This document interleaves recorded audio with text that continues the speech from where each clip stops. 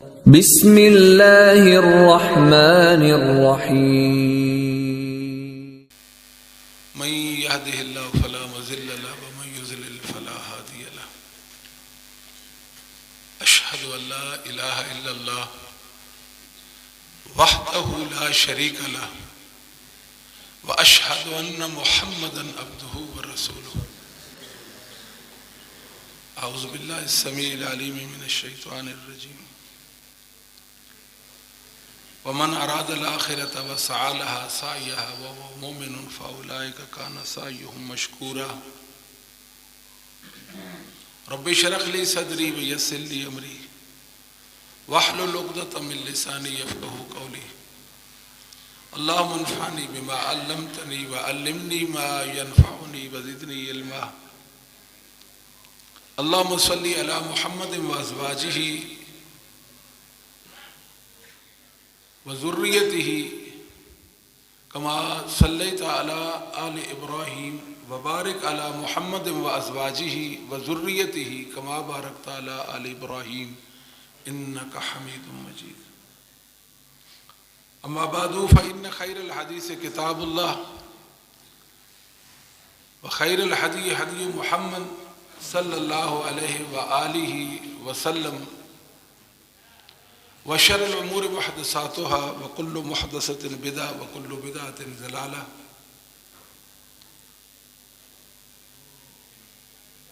علماء کرام، قابل صد احترام بزرگوں، بھائیوں، دوستوں، قدر اللہ ما شاء وفعل، کوشش تو کی کہ بر وقت پہنچا جائے، لیکن حالات کی وجہ سے تاخیر ہوئی۔ الحمدللہ تاخیر سے ہی صحیح، لیکن اللہ نے پہنچا دیا۔ الحمدللہ آپ کا بہت بہت شکریہ کہ آپ نے حافظ صاحب کو ایک وقت تک برداشت کیا۔ چاہتے تو تھے کہ کسی موضوع پہ سیر حاصل گفتگو ہو جائے، ہمارے نوجوان بھائیوں کا، دوستوں کا فائدہ ہو، لیکن اختصار کیا جائے گا انشاءاللہ۔ کسی اور نشست میں طویل گفتگو ہو سکتی ہے انشاءاللہ۔ محمد کریم صلی اللہ علیہ وآلہ وسلم کو اللہ نے عظمتوں کا استعارہ بنایا ہے۔ رسول اللہ صلی اللہ علیہ وسلم پر نازل ہونے والا دین کامل و اکمل دین ہے۔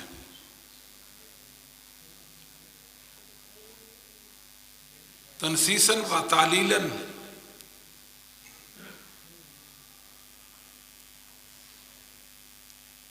دین کی رہنمائی ہر مسئلہ میں موجود ہے، کہیں بھی تشنگی نہیں ہے۔ یہ اللہ کا بہت بڑا فضل ہے کہ کامل دین عطا فرمایا۔ یہ اللہ کا انعام ہے اپنے بندوں پر۔ اب بندوں کی ذمہ داری کیا ہے کہ دین کو سیکھیں اور بقدر استطاعت اس پر عمل پیرا ہوں۔ یاد رکھیے، اس دنیا میں انسان آیا ہے تو اس نے عمل کرنا ہے۔ محض زبانی کلامی دعووں کا کچھ فائدہ ہی نہیں۔ پہلی قومیں جن کو مغضوب علیہم کہا جاتا ہے، ان پر اللہ کا غضب اترا، یہود و نصارہ، جن کو اللہ نے بندر اور خنزیر بنا دیا تھا، وہ کہا کرتے تھے نحن ابناء اللہ واحباؤہ، ہم اللہ کے بیٹے ہوتے ہیں، ہمارا نبی جب اللہ کا بیٹا ہے تو ہم بھی اللہ کے بیٹے ہیں اور ہم اس کے پورے پیارے ہیں۔ وجہ کیا تھی؟ وجہ یہی تھی کہ ان کے اندر غلو پایا جاتا تھا، حد درجہ، وہ تجاوزات تھے ان کے اندر، لیکن اپنے قول کے مطابق ان کا عمل نہیں تھا، قول و فعل میں تضاد تھا۔ امت محمدیہ بھی شاید اسی راہ پہ چلنے کے لیے، جیسے کہ نبی کریم صلی اللہ علیہ وسلم نے فرما بھی دیا تھا،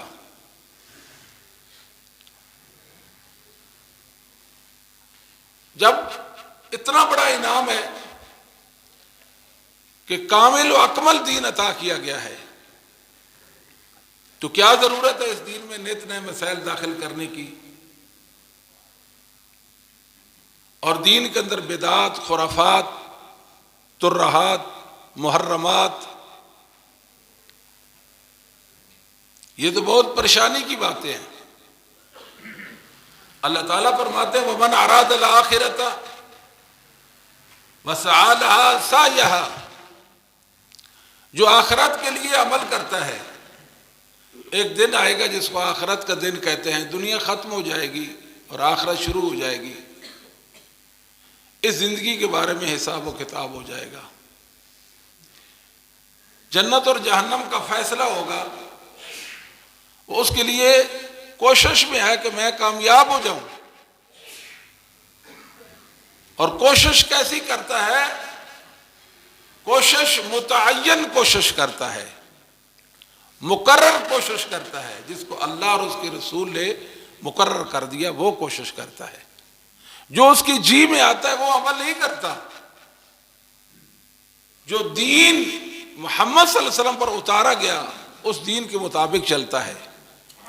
سعیون مصدر ہے، مصدر کی اضافت تعیین کا فائدہ دیتی ہے، یہ نہیں کہ جو اس کی جی میں آئے وہ کرے، اور وہ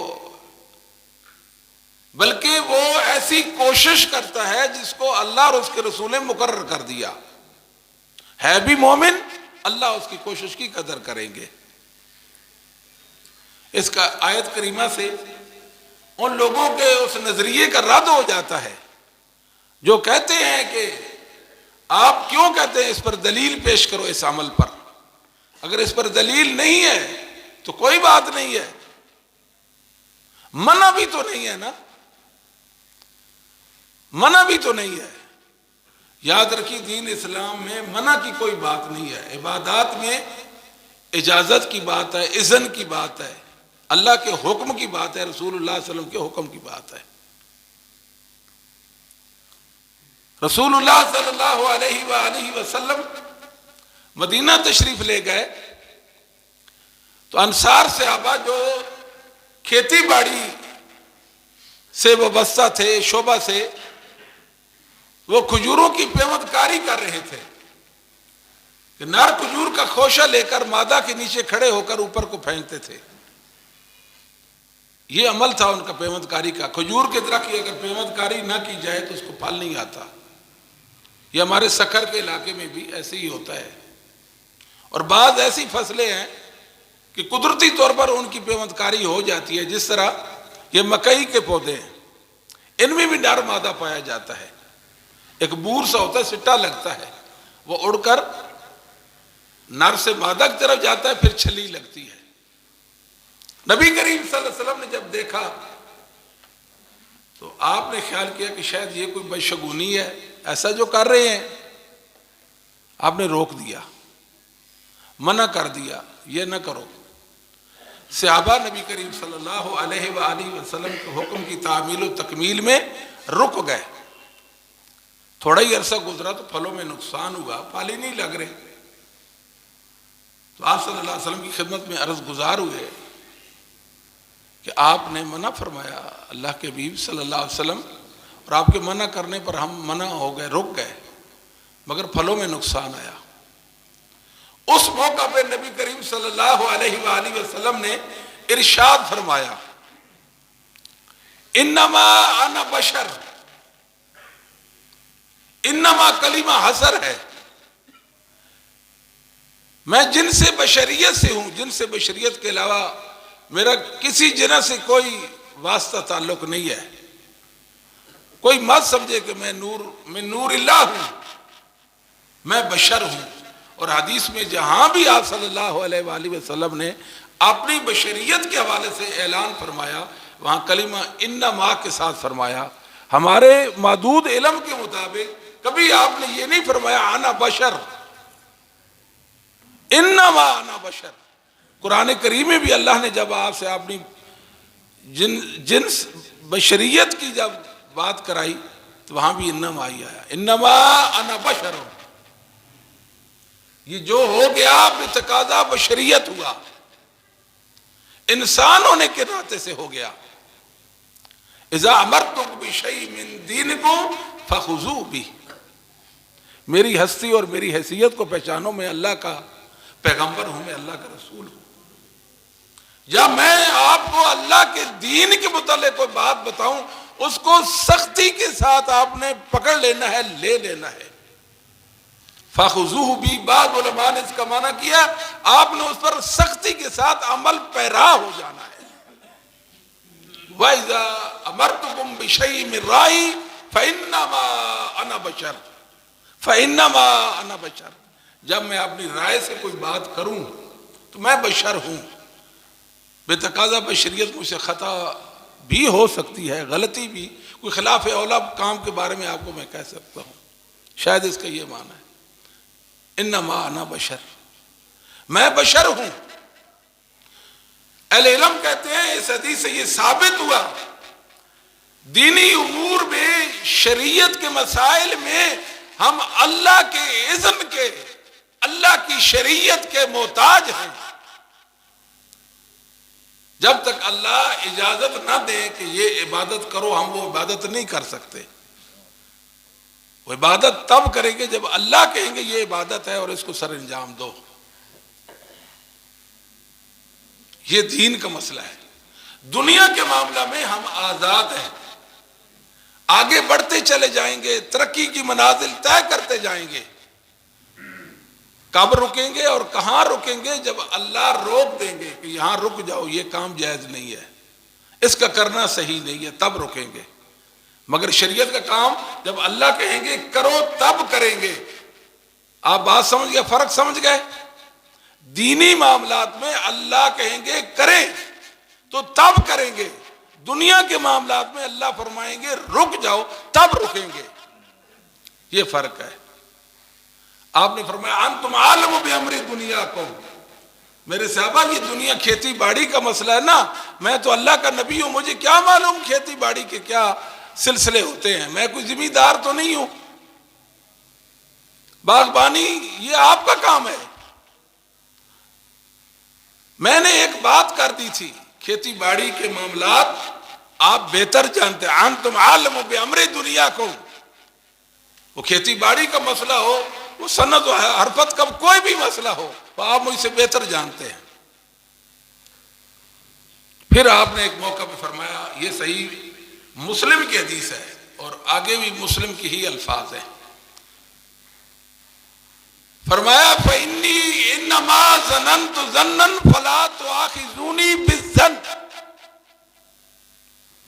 معذرت میرے صحابہ، میں آپ سے معذرت چاہتا ہوں، میرا تو ایک خیال تھا یہ کہ پتہ نہیں ایسا کیوں کر رہے ہیں، پیوند کاری کا سلسلہ، یہ تو باغبانی کا طریقہ تھا، اس کے بغیر تو پھل ہی نہیں آ سکتا تھا، میرا تو کچھ اندازہ ہی اور تھا، میرے خیال میں تو یہ بات ہی نہیں تھی۔ فلا تؤاخذونی بالظن، آپ لوگوں کا میری وجہ سے نقصان ہو گیا ہے، پھلوں میں نقصان آیا، میں آپ سے معذرت چاہتا ہوں۔ لیکن اذا حدثتکم عن اللہ شیئا فاخذوہ بہ، میری دو حیثیتیں ہیں، ایک بشر کی ایک نبی کی، یہ حیثیت میری بشر کی تھی، میں نے بتقاضا بشریت ایک بات کی، اس میں غلطی مجھے لگ گئی،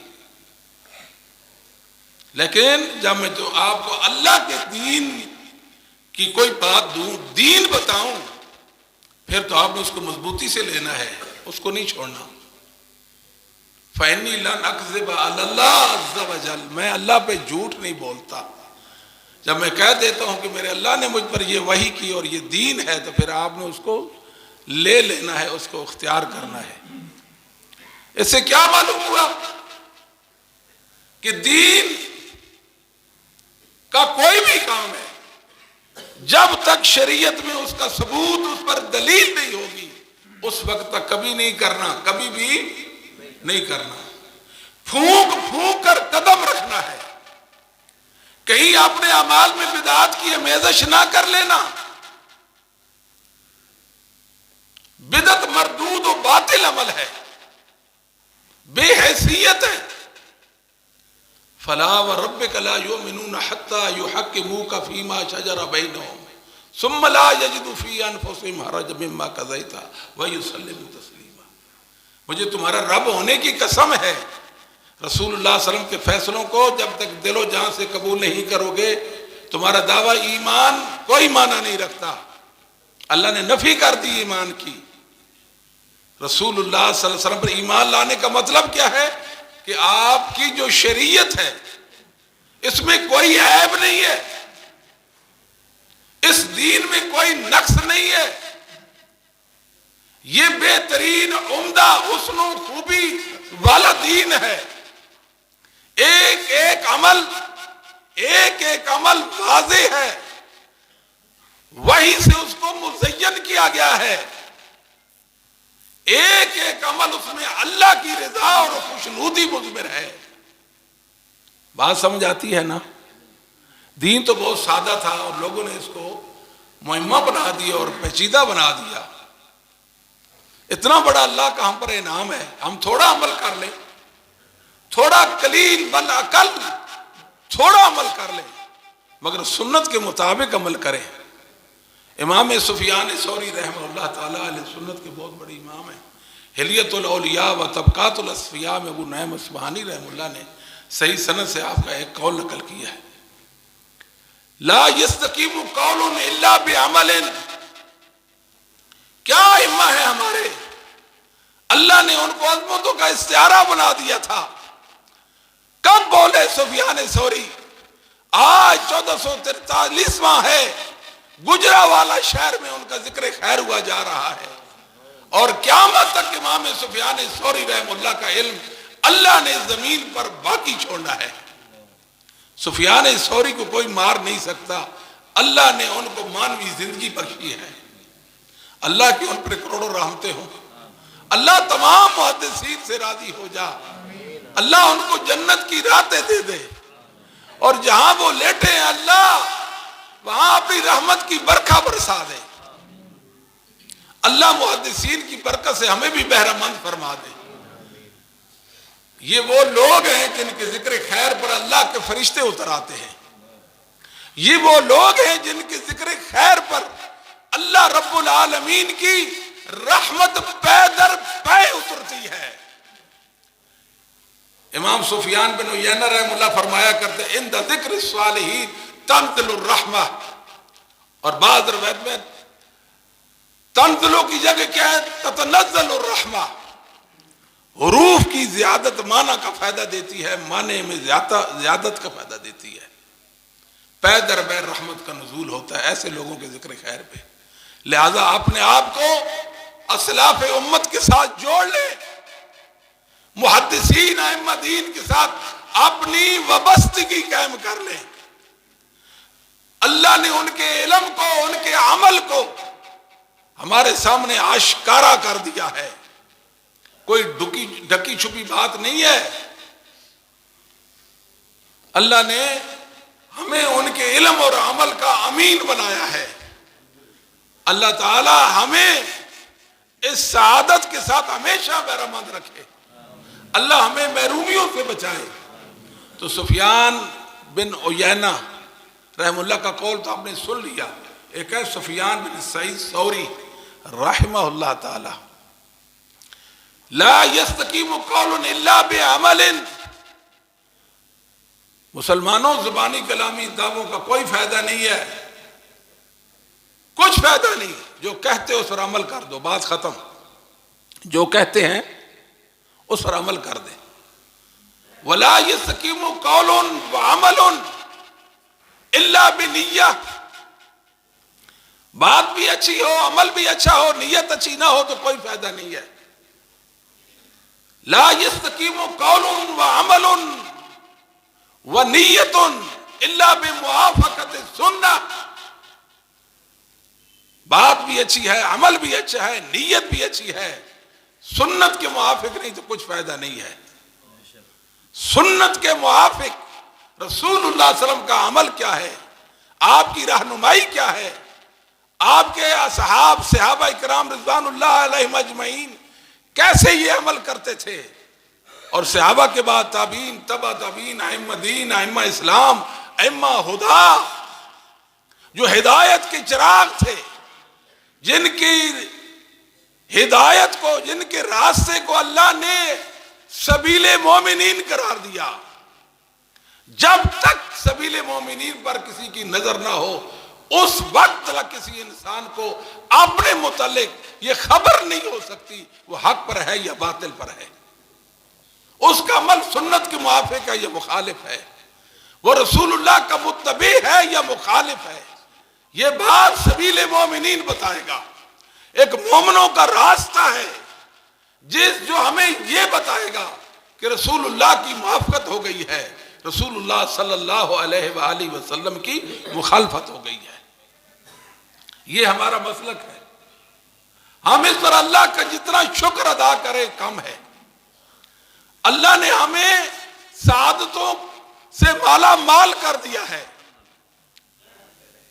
کتنی خیر اس گئے گزرے دور میں اہل الحدیث اللہ کے فضل و کرم سے اپنے اسلاف، اپنے ائمہ کے نقش قدم پر ہیں۔ ان کے پاس ایک عروہ وثقی ہے، مضبوط کڑا ہے، جو کبھی چھوٹنے نہیں پائے گا۔ اس کڑے کو انہوں نے مضبوطی سے پکڑ رکھا ہے اور اللہ کے دین پر گامزن ہے۔ اور میں آپ یہاں رک کر، وقت زیادہ ہو گیا، اپنے بزرگ اور قابل قدر علماء کی موجودگی میں یہ بات عرض کی دیتا ہوں، جو اللہ نے زمین پر خیر اتاری اپنے بندوں کے لیے، وہ ساری کی ساری خیر اللہ نے اہل حدیث کو عطا کر دی ہے۔ ان جیسا میں نے کوئی نہیں دیکھا، اہل حدیث جیسا میں نے کوئی نہیں دیکھا۔ میری عقیدت اور محبت، ایک میں آپ کو دلیل دیتا ہوں۔ کئی بار یہ میڈیا کا دور ہے، یہ عرفہ کا روزہ ہوتا ہے، عاشورہ کا روزہ آتا ہے، ہم دیکھتے ہیں لوگ پیغامات چھوڑتے ہیں، کل روزہ ہے، خیال سے روزہ رکھنا ہے۔ ایسے لگتا ہے کہ ایک منہ سے، ایک زبان سے منادی ہو رہی ہے خیر کی، جو پوری دنیا میں سنائی دے رہی ہے۔ بوڑھے، جوان، بچے، عورتیں خیر پر ہیں۔ اہل حدیثوں جیسا اس دنیا میں کوئی نہیں ہے۔ ہم نے اللہ کی دی ہوئی بصیرت اور بصارت سے دیکھا ہے، باریک بینی سے دیکھا ہے، یہ اپنے اسلاف کے دین پر، ان کے علم پر قائم ہے۔ عرصہ پہلے کی بات ہے، ایک چھوٹا سا بچہ اپنی ماموں کو گید، میں نے کئی دفعہ یہ واقعہ بیان کیا، میرے ایمان کا حصہ بن گیا نا، اس لیے چھوٹا سا بچہ 4 مہینے کا تقریباً اپنے ماموں کی گود میں ہے، اس کے ناخن بڑے ہوئے، ناخن اس کے بڑے ہوئے۔ میں نے کہا اس کے ناخن نہیں کاٹتے؟ اس کی ماما کہتی ہے یہ عشرہ ذو الحجہ کے بعد اس کے ناخن کاٹیں گے۔ ہم نے چونکہ گھر میں قربانی کرنی ہے نا، یہ بھی افراد خانہ میں سے ہے نا، ان کی طرف سے بھی قربانی ہوگی۔ جب یہ ذو الحجہ کے 10 دن یعنی 10ویں دن قربانی ہوگی، پھر ان کے ناخن کاٹے، اس کے ناخن کاٹیں گے۔ اور مجھے اس بات پر بڑا تعجب ہوا اور حیرانی ہوئی، اور آپ کو بھی یہ بات سن کر حیرانی ہوگی یقیناً۔ چند دنوں کی بات ہے کہ میں نے ایک مضمون لکھنا شروع کیا قربانی کے احکام و مسائل پر۔ کتابیں دیکھ رہا تھا میں نے، المستدرک علی الصحیحین، امام ابو عبداللہ الحاکم، ابن البی بھی کہتے ہیں، ان کی کتاب میں نے عبداللہ بن عمر رضی اللہ عنہما کا ایک اثر دیکھا۔ سبحان اللہ، توجہ فرمائیں، توجہ، اللہ آپ کا یہاں آنا اور بیٹھنا مبارک کر دے۔ عبداللہ بن عمر کا ایک اثر دیکھا جس کی سند صحیح تھی، ایک خاتون اپنے چھوٹے بچے کے ناخن کاٹ رہی تھی ذوالحجہ کے دنوں میں. عبداللہ بن عمر گویا ہوئے، آپ فرمانے لگے قربانی کی بات 10 ذوالحجہ کو کاٹتی، اب کیوں کاٹ رہی ہو؟ کہاں عبداللہ بن عمر کا زمانہ اور دور، کہاں آج پاکستان کے اندر ہم اسلاف امت صحابہ کے عمل پہ زمین پر دیکھتے اور سنتے ہیں. اللہ نے اہل حدیث کو خیر عطا فرما دی ہے. یہ رسول اللہ صلی اللہ علیہ وسلم کے سچے محب ہیں. انہوں نے کبھی بھی رسول اللہ صلی اللہ علیہ وسلم کے کسی حکم کے بارے میں، کسی حکم کے بارے میں ایسی ویسی بات نہیں کی ہے. اللہ کے نبی آپ نے فرما دیا، آپ کا دین حق ہے، اس کو اپناتے ہیں. میں بسوق سے کہہ سکتا ہوں ایسے نوجوان موجود ہیں اہل حدیث کے اندر، ایسے جو خیر القرون کی مثال ہے. میں قسمیہ حلفیہ کہہ سکتا ہوں اہل حدیث کی بعض خواتین ایسی ہیں خیر القرون کی عورتوں جیسی، اللہ کے فرشتوں نے بھی ان کا چہرہ نہیں دیکھا ہوگا. یہ وہ چیزیں ہیں جو ہمارے ایمان کو بڑھاتی ہیں. یہ لومت اللائم کی پرواہ نہیں کرتے. دنیا ان کے بارے میں باتیں کرتی رہتی ہے. ان کی داڑھیوں کو دیکھو جی، لمبی لمبی داڑیاں، ان کی شلواروں کو دیکھو، ان کی نماز کے اوقات کو دیکھو، ان کی تراویح کو دیکھو. لوگ باتیں کرتے ہیں، ان کے وطر کو دیکھو. کبھی انہوں نے پرواہ کی ہے؟ کبھی ان کے چہرے پر کبیدگی کے آثار آئے ہیں یہ باتیں سن کر؟ ان کا رسول اللہ کے ساتھ ایسا رشتہ قائم ہو چکا ہے، ایسا رشتہ، اتنے مخلص ہیں یہ رسول اللہ سے، سب کچھ برداشت کر سکتے ہیں مگر محمد رسول اللہ کے بارے میں کچھ نہیں برداشت کر سکتے. میرے بھائیوں، ہمارے عمل میں ہم نے کوئی عمل خود تو نہیں ایجاد کیے یا وضع کیے. یہاں فرق سمجھے میرے بھائیوں، توجہ فرمائے. لوگوں نے عمل خود وضع کیے ہیں. کسی کے بزرگ نے کوئی عمل وضع کر دیا، متعارف کرا دیا، یہ بھی کر لیں، وہ بھی کر لیں، وہ بھی کر لیں، اس طرح کے عمل ہوتے رہے. ہمارا عمل اللہ کے فضل و کرم سے قرآن و سنت کے دلائل سے ثابت، صحابہ کی زندگیوں میں اس کا ثبوت اور وجود، ائمہ دین کی کتابوں میں اس کا ذکر، ان کی زندگیوں میں اس کی چھاپ نظر آتی ہے. ایک عمل اہل حدیث کا بھی ایسا نہیں ہے، ایک عمل ایسا نہیں ہے، ایک عمل ایسا نہیں ہے جس سے اسلاف امت بے خبر ہوں، ان کے علم میں نہ آئے اور ہم اس کو دین بنا لیں. ایک مثال بھی دنیا میں اہل حدیث کے متعلق کوئی پیش کر سکتا نہیں، کر سکتا نہیں کر سکتا اس کی مثال. یہ مسند علی ابن جعد کے اندر ایک اثر ہے، سند اس کی صحیح ہے. ابو مسعود بدری رضی اللہ تعالی عنہ حذیفہ بن یمان رضی اللہ تعالی کے پاس گئے، جو صاحب و سر نبی ہیں، نبی پاک کے رازدان تھے. فرمان لگے حذیفہ مجھے آپ وصیت کریں. کہا اللہ کی وحی آپ تک نہیں پہنچی، اللہ کی وحی آپ تک نہیں پہنچی. بلا و عزت ربی، میرے رب کی عزت کی قسم اللہ کی وحی تو ہم تک پہنچی ہے. فرمایا پھر سن لے، فعلم ان الزلال حق الزلال ان تعرف ما كنت تنكر وان تنكر ما كنت تعرف وإياك وتلون فإن دين الله واحد.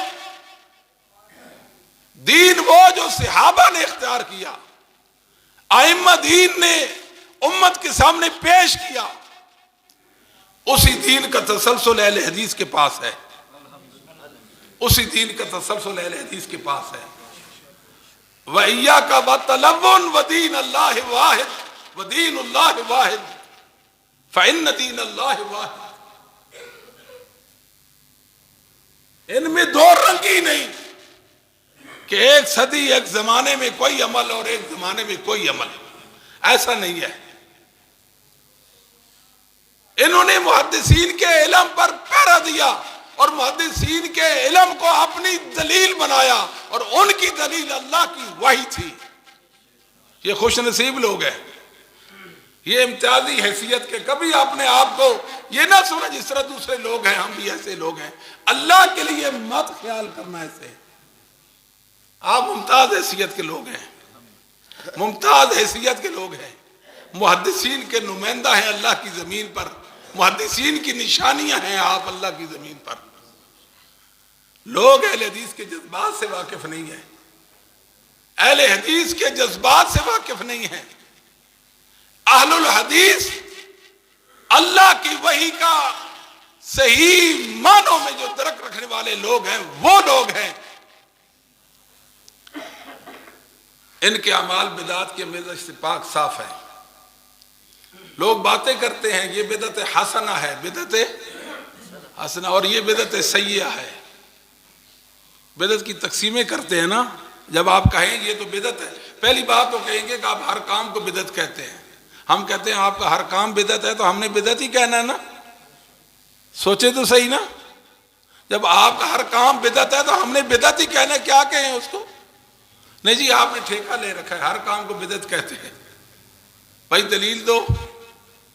کہتے ہیں دلیل کی کیا ضرورت ہے، اچھا کام ہے، اچھا کام ہے، میری نیت بھی اچھی ہے، میری نیت بھی اچھی ہے، تو منع بھی تو نہیں ہے نا، اس کے منع کدھر ہے؟ یاد رکھیں بدعت کی تقسیم نہیں، اہل السنہ والجماعت کے نزدیک، اہل السنہ والجماعت کے نزدیک سنت، اہل السنہ والجماعت کے نزدیک بدعت کی تقسیم نہیں، کل بدعت ضلالہ، ہر بدعت گمراہی ہے۔ بدعت ہے کیا پہلے تو یہ بھی دیکھ لیں۔ علامہ عینی نے عمدۃ القاری کے اندر جو بدعت کی تعریف کی ہے، وَهِيَ مَا لَمْ يَكُنْ لَهُ أَصْلٌ فِي الْكِتَابِ وَالسُّنَّةِ وَقِيلَ إِظْهَارُ الشَّيْءِ لَمْ يَكُنْ فِي عَهْدِ رسول اللہ صلی اللہ علیہ وسلم فِي زمن الصحابہ رضی اللہ عنہ۔ بدعت کیا ہے؟ جس عمل کی اصل، جس کا ثبوت اللہ کی وحی میں، قرآن میں، حدیث میں نہ ہو، وہ بدعت ہے۔ بات سمجھتے ہیں؟ ایک تعریف یہ کی گئی ہے کہ ایسا عمل جو نبی پاک صلی اللہ علیہ وسلم کے بعد صحابہ کے دور میں وہ ظاہر نہ ہوا ہو، بعد میں اس کو لوگوں نے دین بنا لیا ہو۔ یہ جو بدعت کی تعریف ہے، اس سے تو یہی بات معلوم ہوتی ہے کہ ہر بدعت گمراہی ہے، بدعت کی تقسیم نہیں ہے حسنہ اور سیئہ کے حوالے سے۔ کیوں؟ اس لیے کہ جب قرآن و حدیث میں اس کی اصل ہی نہیں ہے، قرآن و حدیث میں اس کا ثبوت ہی نہیں ہے، بے ثبوت چیز کو، بے دلیل چیز کو آپ دو حصوں میں بانٹ دیں، یہ اچھی چیز ہے، یہ بری چیز ہے، یہ حسنہ ہے، یہ سیئہ ہے، یہ کوئی معنی نہیں ہے۔ علامہ شاطبی یہ 790 میں فوت ہوتے ہیں، کیا کمال کا انسان تھا، بدعت کے رد پر الاعتصام بے نظیر بے مثال کتاب لکھ دی ہے۔ کہتے ہیں ان ھذا التقسیم امر مخترع، یہ بدعت کا دعویٰ کرنا کہ بدعت کی تقسیم ہوتی ہے حسنہ اور سیئہ میں، یہ بذات خود بدعت ہے، یہ بذات، اب بات سمجھے کہ نہیں؟ بدعت کی تقسیم بذات خود بدعت ہے، بدعت کی تقسیم نہیں۔ لا يدل علیہ دلیل شرعی، آخر بدعت کیوں اس کی تقسیم صحیح نہیں؟ اس لیے کہ بدعت پر کوئی شرعی دلیل ہوتی نہیں ہے۔ جس پر شرعی دلیل نہ ہو، شرعی دلیل میں اس کا ثبوت نہ ہو، وہ کیسے اس کو آپ سیئہ اور حسنہ میں تقسیم کر سکتے ہیں؟ بل ہوا نفسہ متدافع، بلکہ بدعت کی تعریف بدعت کی تقسیم کے دعوے کا رد کرتی ہے۔ جب بدعت ہے بے ثبوت تو آپ تقسیم کیسے کریں گے؟ لأن من حقیقت البدعۃ اللہ يدل علیہا دلیل شرعی لا من نصوص شرعی ولا من قواعدہ۔ بدعت تو ہوتی بے ثبوت جس میں شریعت کے نصوص اور قواعد میں اس کا کوئی ثبوت نہ بنتا ہو، اس کو بدعت کہتے ہیں۔ حقیقت میں یہ بدعت ہے، لہذا بدعت کی تقسیم کا کوئی معنی نہیں ہے۔ علامہ ابن ابی العز حنفی رحمہ اللہ تعالی، ان کی کتاب ہے التنبیہ علی مشکلات الہدایہ، اس کے اندر لکھتا ہے انما احدث بعد عہد الصحابہ لا یکون حسنا، صحابہ کے دور کا جو بھی عمل ہوگا اس کو آپ حسنا نہیں کہہ سکتے، جو لوگوں نے ایجاد کر لیا وہ سیئہ ہوگا، اس میں کوئی حسن نہیں۔ حسن تو نبی پاک کی اداؤں اور سنتوں میں حسن ہے، حسن تو اللہ کی وحی پر مبنی عمل کا ہے، جو بے ثبوت عمل ہے اس میں حسن کہاں سے آ گیا؟ علامہ شاطبی رحمۃ اللہ علیہ نے اس موقع پہ ایک اور بات کر دی ہے، اجماع سلف الصالح من الصحابہ والتابعین من یلیہم علی ذمها كذلك وتکبیہا والہروب عنہا وعمن اتسم بشیء منہا ولم یکا فی ذلک منہم توقفا ولا مثنویہ فہو بحسب الاستقراء اجماع ثابت يدل على ان كل بدعۃ لیست بحق بل ہی من الباطل۔ بڑی پیاری بات کی ہے، صحابہ کا اجماع، تابعین کا اجماع ہو گیا، ان کے بعد والوں اہل حق کا اجماع ہو گیا بدعت کی مذمت پر، بدعت کے کبھی ہونے پر۔ ائمہ تو کہتے تھے کہ بدعت سے بھاگے دور ہوں، بدعتی سے بھاگے بدعتی سے دور ہوں۔ وہ کسی بدعت کی استثناء نہیں کرتے کہ یہ مستثنا ہے ان بدعات میں سے، نہ کسی بدعت کے بارے میں توقف رکھتے تھے۔ کہتے ہیں جستجو کی ہماری تحقیق میں کوئی بدعت حق نہیں، ساری کی ساری بدعات باطل ہے۔ یہ مسلمانوں کا اجماع ہے، اجماع ثابت یدل علی ان، یہ ساری عبارت ہم نے عرض کر دی ہے۔ یہ علامہ شاطبی نے ہمیں بتایا کہ بدعت کی تقسیم نہیں ہے، لیکن مسئلہ کیا ہے کہ دنیا میں کوئی بدعتی ایسا نہیں آیا جس نے اپنے بدعت پر کوئی دلیل نہ پیش کی ہو۔ کوئی بدعتی دنیا میں نہیں آیا کہ جو بدعت کے ثبوت پر قرآن و حدیث سے دلیل نہ رکھتا ہو۔ بدعت گھڑی، قرآن و حدیث کے دلائل اس کے مطابق ڈھالنے کی کوشش کر دی۔ یہ دیکھو قرآن میں یہ آیت کریمہ آ گئی، یہ حدیث آ گئی، اس سے ثابت ہوتا ہے، ہمارا عمل ثابت ہو رہا ہے، یہ دلیل اس کو تقویت دے رہی ہے، اس دلیل سے اس کو تائید حاصل ہے، اس طرح کی باتیں ہوتی ہیں۔ علامہ شاطبی پھر بولے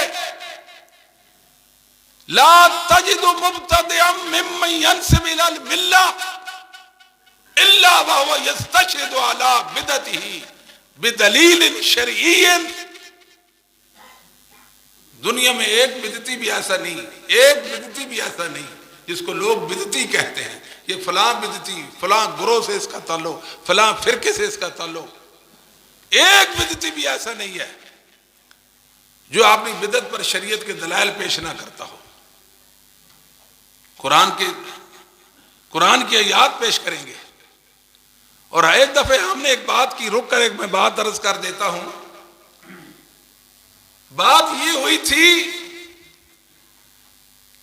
کہ قرآن کریم کے 1000 بینات، آیات بینات، ان سے ایک مسئلہ ثابت ہو رہا ہو، ایک مسئلہ ثابت ہو رہا ہو، میری نظر میں، میرے علم میں وہ مسئلہ ثابت ہو رہا ہو، وہ چیز ثابت ہو نہ یا سے ایک ایک آیت وہ دلیل بن رہی ہو، میں سلاف امت کو دیکھوں گا، محدثین نظام کو دیکھوں گا، ائمہ اسلام کو دیکھوں گا، اگر ان آیات سے وہ مسئلہ ثابت کرتے ہیں تو حق اور صحیح، اگر وہ نہیں کرتے تو میں غلط وہ صحیح۔ آپ بات تو نہیں سمجھے؟ اس بات کو لے کر دنیا میں بہت سارے لوگوں نے، بڑے بڑے گمراہوں نے، حتیٰ کہ کافروں نے بھی اس کا مذاق اڑایا۔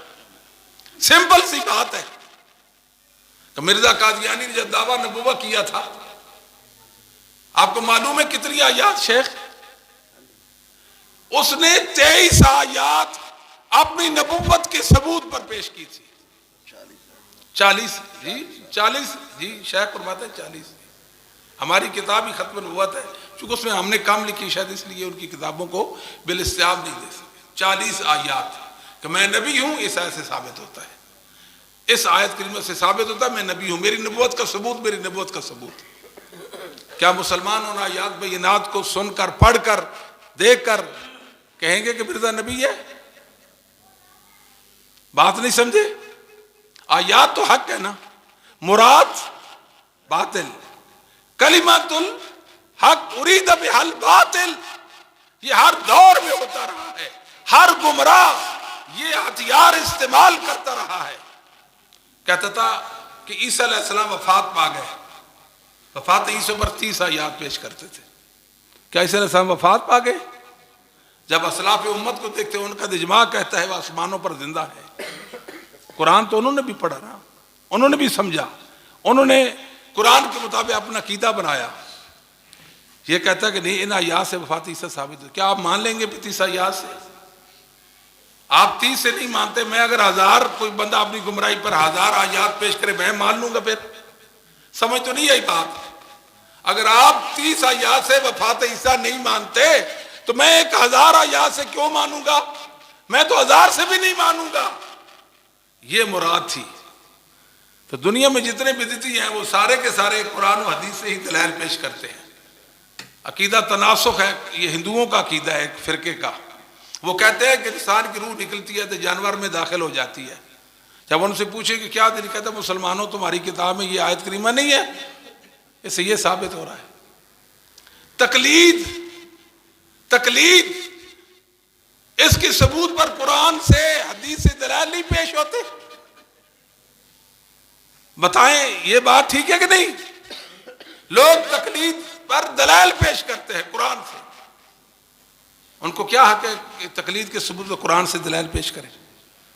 الغرض ہر بدعتی اپنے پاس قرآن و حدیث سے دلائل رکھتا ہے، ایک بات کہنی ہے یہ دلائل حق ہے، آیات قرآنیہ یہ حق ہے۔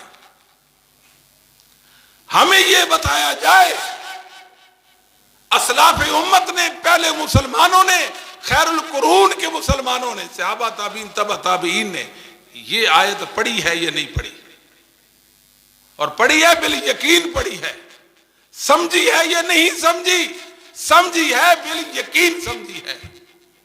جب انہوں نے یہ آیت کریمہ سمجھی اور پڑھی، وہ تو یہ بات نہیں کرتے جو آپ کر رہے ہیں۔ آپ اپنا علم گھر لے جائیں، ہمیں آپ کے علم کی ضرورت نہیں ہے۔ بات سمجھیں کہ نہیں؟ ایک مسجد میں بیٹھا ہوا ایک صاحب بھائی کہتے ہیں کہ نبی کریم صلی اللہ علیہ وسلم عالم الغیب ہے۔ میں نے کہا دلیل؟ اس نے قرآن کریم کی ایک آیت پڑھی۔ میں نے کہا نہیں، آیت نہیں پڑھنی۔ آپ قرآن نہیں مانتے؟ قرآن تو مانتا ہوں، مسلمان ہوں، اہل الحدیث ہوں۔ اس نے ایک حدیث پڑھی۔ میں نے کہا حدیث نہیں پڑھنی۔ آپ حدیث نہیں مانتے؟ میں حدیث تو مانتا ہوں، حدیث تو میرا دین ہے، ایمان ہے۔ پھر کیا پیش کروں؟ میں نے کہا سلاف امت میں، صحابہ میں، تابعین تبع تابعین میں ایک فرد بشر بتا دے پہلی، دوسری، تیسری، چوتھی صدی کے اندر جو یہ کہتا ہو النبی یعلم الغیب، نبی غیب جانتے تھے۔ آپ سچا، آپ سچے، میں جھوٹا۔ آپ کا عقیدہ صحیح، میرا عقیدہ، بات سمجھے کہ نہیں؟ اس کا مطلب آپ قرآن کو سمجھے، جو علم آپ کے پاس آ گیا ان کے پاس نہ آیا، آپ کو فوقیت و برتری حاصل ہوگی ایک لحاظ سے ان پر۔ یہ بذات خود غلطی ہے، غلط بات ہے۔ کوئی ایک صحابی بتا دیں، آپ کہاں سے لائے وہ بیچارے صحابہ؟ میں نے کہا میری بھی باری آنے والی، اگر مجھے آپ کہیں، آپ جو کہتے ہیں کہ نبی غیب نہیں جانتے، تو آپ پیش کریں صحابہ۔ میں صحابہ سے، تابعین سے، تبع تابعین سے، ائمہ دین سے آپ کو بتاؤں گا انشاءاللہ۔ کہ بخاری مسلم ہے سے عائشہ فرماتی ہے جو یہ کہے نبی عالم الغیب ہے وہ جھوٹ بولتا ہے۔ اللہ جو کہتے ہیں کہ اللہ غیب جانتے ہیں، اللہ کے علاوہ کوئی اور غیب؟ میں کہا سید عائشہ نے یہ آیت کریمہ نہیں پڑھی جو آپ آج پیش کر رہے ہیں؟ میں نے کہا علامہ قدوری نے جو 430 ہجری میں فوت ہوتے ہیں اپنی کتاب التجرید کے اندر لکھا ہے کلنا کیا مطلب ہے؟ ہم کہتے ہیں کلنا، ہم کہتے ہیں، ہم کیا کہتے ہیں؟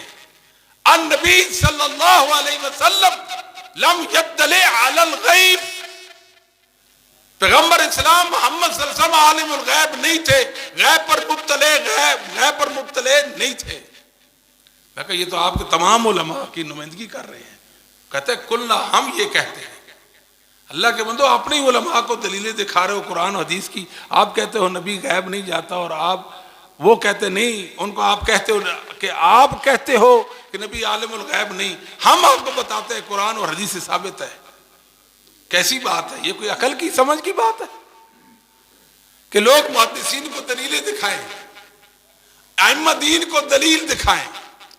یہ ہمارے مسلک میں جائز نہیں ہے کہ ہم محدثین کو دلیلیں دکھائیں۔ ان کی دلیل اللہ کی وحی ہے، ہم ان کے علم کے پیروکار ہیں۔ ہم نے دین ان سے سیکھنا ہے، دین کی تعبیریں ان سے ہم نے لینی ہے۔ جو انہوں نے دین کا معنی سمجھا وہ معتبر، جو انہوں نے عمل پیش کیا وہ معتبر، جو انہوں نے عقیدہ پیش کیا وہ معتبر اور صحیح عقیدہ ہے۔ بات سمجھ آتی ہے کہ نہیں؟ بدعتی لوگ جو ہوتے ہیں دلائل پیش کرتے ہیں۔ مثال کے طور پر یہ عید میلاد النبی کا موسم ہے، سیزن ہے، بڑے بڑے سلسلے ہوتے ہیں عید میلاد کے حوالے سے، لمبی لمبی تقاریر ہوتی ہیں، واعظ ہوتے ہیں، قرآن و حدیث کے دلائل پیش کرتے ہیں۔ کرتے کہ نہیں کرتے؟ قرآن سے دلائل پیش کرتے ہیں، قرآن سے دلائل پیش کیے جاتے ہیں۔ ہم کہتے ہیں کہ قرآن تو پڑھا گیا، قرآن تو سمجھا گیا، عید میلاد و نبی نہیں سمجھی گئی، اس کا مطلب یہ دین نہیں ہے۔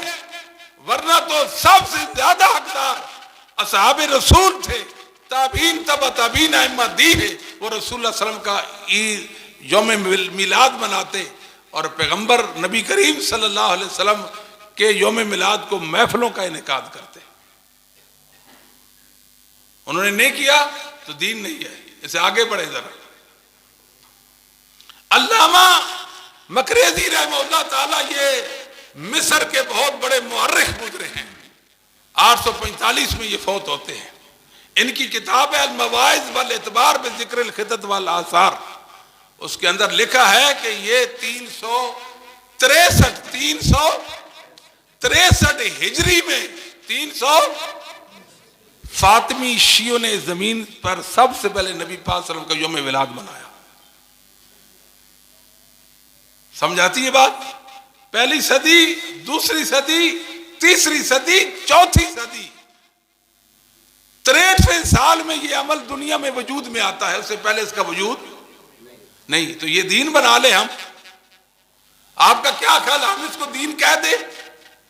رسول اللہ کے ساتھ محبت کا یہ معیار بنا لے؟ کیا ہمیں حق کیا ہے کہ 400 سالوں میں جس عمل کو امت جانتی نہ تھی وہ میرا ایمان بن جائے؟ میں ایسے دین کو سلام کرتا ہوں۔ یہ ہمارا دین نہیں بن سکتا۔ سمجھ آتی ہے بات کے لیے؟ اور کہاں سے یہ جو مذہبی عیدیں ہوتی ہیں، مذہبی، یہ اسلام میں 2 عیدیں، مذہبی عیدیں 2 ہیں جو اسلامی تہوار کے طور پر منائی جاتی ہیں۔ تیسری کوئی عید، جمعے کو بھی عید کہا گیا نا، وہ مذہبی عید تو نہیں ہے نا۔ مذہبی عیدیں تو 2 ہیں، ویسے تو عید 2، 3، 4، 5، 10، 20، 100 ہو سکتی ہے۔ کیا مسئلہ عیدوں کا؟ عیدوں کا مسئلہ نہیں ہے، مذہبی عید کا مسئلہ جس انداز میں یہ مناتے ہیں، جس انداز میں، اس کا کوئی تصور اسلام میں نہیں ہے۔ سب سے پہلے عیسائیوں نے زمین پر عیسیٰ علیہ السلام کے یوم ولادت کو عید منائی ہے، عیسائیوں نے، نصارہ نے، ان سے رافضیوں نے لی، فاطمی شیعوں نے لی، ان سے بدعتیوں نے لی۔ ہم اس کو پھر دین نہیں بنا سکتے۔ اگر قرآن و حدیث میں اس پر کوئی دلیل ہوتی، کوئی ثبوت ہوتا، وہ اول حقدار تھے، وہ مناتے۔ ان کا نہ منانا اس چیز پر دلیل ہے کہ یہ دین نہیں ہے، یہ بدعت ہے۔ ہر دور کے علماء اہل حق نے اس کو بدعت کرا دیا ہے۔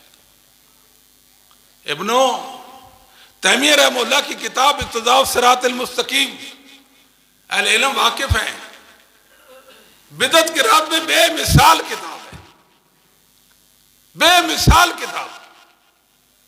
اس کے اندر انہوں نے لکھا ہے کہ جو بدعتی ہوتا ہے، بدعتی وہ کیا کرتا ہے؟ عمومی دلائل سے فائدہ اٹھاتا ہے۔ عمومی دلائل ہوتے ہیں نا، وَمِمَّا رَزَقْنَاهُمْ يُنْفِقُونَ، ہمارے رزق سے وہ خرچ کرتے ہیں. کہتا ہے لو جی 11ویں ثابت ہو گئی، ختم شریف ثابت ہو گیا، فلاں موقع پہ خرچ کرنا ثابت ہو گیا. یہ عمومی دلائل سے یہ اپنی بدعات کو سہارا دیتے ہیں. عمومی دلائل قرآن سے دلیل پیش کرتے ہیں. شیخ الاسلام نے تیمیہ رحمہ اللہ نے لکھا ہے عید الفطر اور عید الاضحیٰ کے دن اگر کوئی آدمی مسجد میں جائے اور وہ سپیکر آن کرے اور اذان کہنا شروع کر دے، اللہ اکبر اللہ اکبر، سارے مسجد طرف دوڑیں گے، روکو اس کو، روکو، سپیکر بند کرو، عید کے دن کہاں سے اذان آ گئی ہے، بند کرو. وہ کہے گا بھلے لوگوں میری بات تو سنو نا، میری نیت کتنی اچھی ہے، میں چاہتا کیا ہوں کہ عید والے دن مسلمانوں کو عبادت کے لیے جمع کیا جائے. عید تو نبی پاک کے زمانے میں بھی آئی تھی، رسول اللہ صلی اللہ علیہ وسلم کے زمانے میں عید نہیں آئی تھی؟ جی آئی تھی. صحابہ کے دور میں آئی تھی؟ جی آئی تھی. انہوں نے اذان کہلوائی تھی؟ نہیں کہلوائی تھی. آپ کیوں کہتے ہو؟ کہلوائی نہیں تھی نا، منع بھی تو نہیں کیا. کہلوائی نہیں تھی، منع بھی منع کیا. وہ کہتے ہیں منع کی کیا بات ہوئی؟ پھر یہاں پھنس گئے، سمجھ آئی کہ نہیں؟ اگر ابن تیمیہ رحمہ اللہ کہتے ہیں یہاں ان کو بات سمجھ آ جائے، بدعات سے ان کا دامن خالی ہو جائے گا. پھر وہ روئی جائے، وہ کہے بھئی میں کہاں سے منع آپ کو دکھاؤں، منع نہیں ہے ایسا، مجھے منع دکھاؤ، منع دکھاؤ. ثابت نہیں ہے نا، آپ بھی تو کہتے ہو بدعت ثابت نہیں، منع نہیں ہے. پھر وہ کیا کرے گا؟ قرآن سے آیات پیش کرے گا. وَمَنْ أَحْسَنُ قَوْلًا مِمَّنْ دَعَا إِلَى اللَّهِ، اس شخص سے بڑھ کر کس کی بات بھلی ہو سکتی جو اللہ کی طرف بلاتا ہے؟ میں اللہ کی طرف بلا رہا ہوں. اذان تو بلاوا ہے اللہ کی طرف. وَلَذِكْرُ اللَّهِ أَكْبَرُ، اللہ کا ذکر بڑی چیز ہے، اذان اللہ کا ذکر ہے. وہ کہتے ہیں یہ آیات صحابہ تابعین تبع تابعین ائمہ دین نے بھی پڑھی تھی، کیا ان میں سے کوئی اس پر ثبوت نکالتا تھا، کوئی دلیل بناتا تھا؟ آپ کو بات سمجھ آئی کہ نہیں؟ آج جو جس بدعت پر جو آیت ہو اس کو یہی کہیں گے نا اسلاف امت نے یہ آیات پڑھی تھی، کیا یہ بات انہوں نے اس میں نکالی ہے جو آپ نکال رہے ہو؟ پھر وہ کیا کرے گا کہ جمعہ کی اذان پر عید کی اذان کا قیاس کرے گا کہ جمعہ کو اذان ہوتی ہے لہذا عید کو بھی اذان. وہ کہیں گے اس قیاس کے اول حقدار پہلے مسلمان تھے جن کا علم فائد تھا، اگر انہوں نے اذان نہیں کہلوائی وہ قیاس سے زیادہ واقف تھے، قیاس کرنے کے زیادہ حقدار تھے. وہ کہے گا اگر انہوں نے نہیں کیا تو میں کر لیتا ہوں، آپ کو کوئی حق نہیں ہے. تو ہر بدعت کا یہی معاملہ ہے. یہ عمومی دلائل سے بدعت کا ثبوت پیش کرتے ہیں. پہلی بات تو یہ ہے کہ عمومی دلائل کے تحت بدعت آتی ہی نہیں ہے، مستثنا ہوتی ہے کل بدعت ضلالہ وغیرہ وغیرہ کے دلائل سے. اور بدعت کی تقسیم کے حوالے سے ان کی بات کمزور ہے. امام بیہقی رحمۃ اللہ علیہ اپنے استاد ابو طاہر فقی سے ابو عمر بن ابی سعید دو استادوں سے بیان کرتے ہیں. وہ ابو العباس الاصم سے بیان کرتے ہیں، وہ محمد بن عبید اللہ المنادی سے بیان کرتے ہیں، وہ شبابہ بن سوار سے بیان کرتے ہیں، اور وہ ہشام بن غاز سے، وہ نافع سے، وہ ابن عمر سے بیان کرتے ہیں. سیدنا عبداللہ بن عمر رضی اللہ تعالیٰ فرمایا کرتے تھے کل بدعت ضلالہ وَإِن رَأَى النَّاسُ حَسَنًا، لوگوں تمام کی تمام بدعت، ساری کی ساری بدعت ضلالت ہیں. کسی بدعت میں حسن و خوبی نہیں ہے، اگرچہ لوگ اس کو حسنہ کہتے رہے، لوگ اسے حسنہ کہتے رہے. صحابہ تو یہ پڑھا کے گئے، ان کا تو یہ سبق تھا، ان کا تو امت کو یہ درس تھا. اور امت کہاں چلی گئی؟ کیسی کیسی باتیں، بدعت کو کمزور سہارا دینے کے لیے وہ باتیں کرتے ہیں اس طرح کی. بدعت و بے ثبوت عمل، بے آخری بات، بدعت بے ثبوت عمل ہے جس کی کوئی حقیقت نہیں ہوتی. بخاری مسلم میں عبداللہ بن مسعود رضی اللہ تعالیٰ کا فرمان ہے لا یجل احدکم للشیطان شیئا من صلاتی یرا حقا علی اللہ ینصرف الا عن یمینی رأیت رسول اللہ صلی اللہ علیہ وسلم کثیرا ینصرف عن یساری. کوئی بندہ نماز میں شیطان کا حصہ نہ بنائے وہ کہے کہ میں ہمیشہ مقتدیوں کی طرف دائیں جانب سے ہی پھروں گا، اپنے آپ پر لازم کر لیتا ہے، جبکہ میں نے رسول اللہ صلی اللہ علیہ وسلم کو کئی بار بائیں جانب بھی مقتدیوں طرف متوجہ ہوتے دیکھا ہے۔ مطلب کیا ہے؟ ایک شریعت کا کام ہے اور شریعت میں اس کا ایک درجہ ہے کہ وہ مستحب ہے، کیا ہے؟ اس کے ساتھ واجب کا معاملہ کرے، استحباب سے، دین سے نکل کر وہ شیطان کا کام بن جائے گا، شریعت کا کام نہیں رہ جائے گا۔ وہ بات سمجھے ہیں کہ نہیں؟ تو ایک ایسا عمل جو مستحب بھی نہیں ہے، جو مستحب بھی نہیں ہے، وہ مستحب اس کو واجب سمجھے تو شیطان کا عمل ہوتا ہے، اور ایسا عمل جو مستحب بھی نہیں اس کو دین بنا لیں تو وہ کیا ہوتا ہے، اس کا آپ خود اندازہ لگا لیں۔ اللہ سمجھنے کی توفیق نصیب فرمائے، اللہ ہماری حاضری کو قبول فرما لے۔ مشکل سے یہاں پہنچے، تھکے ہارے، پریشانی تھی، معذرت اس بار انشاءاللہ کبھی اللہ نے توفیق دی تو پھر جمع ہوں گے۔ اقول قولی ھذا استغفر لی ولکم سائر المؤمنین والمؤمنات والمسلمین والمسلمات۔